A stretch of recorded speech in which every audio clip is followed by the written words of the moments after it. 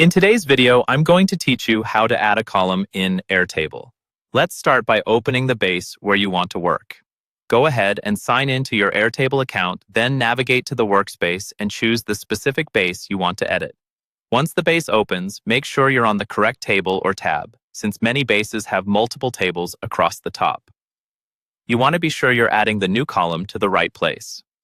Now that your table is open, look along the top of the grid where you see all your existing column headers, like name, email, or status. Scroll horizontally all the way to the right until you reach the end of that row. There, you'll see a small plus icon. This is the Add Field button, and it's what you'll use to create a new column. Click on that plus icon. As soon as you click it, Airtable opens a menu or panel where you can set up your new field. This is where you decide how the column will behave and what kind of information it will store.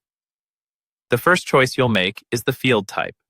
Airtable offers different types depending on the kind of data you want to track. For simple words or labels, choose single-line text. If you expect longer notes or descriptions, long text is better. For anything involving quantities, prices, or counts, choose number so Airtable can treat the values as actual numbers. If you want to upload files like images or PDFs, pick attachments. To create a drop-down with predefined options like Not Started, In Progress, and Done, choose Single Select. And if you want to assign tasks or records to specific people in your workspace, use the Collaborator field type. Take a moment to think about how you plan to use this column so you select the most appropriate type now. It will make your base easier to manage later. Next, give your new field a clear, descriptive name.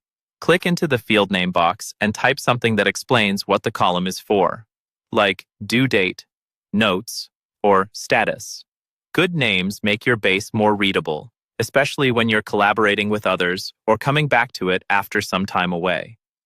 Once you've chosen the field type and entered a name, look for the button that says Create Field or something similar, and click it.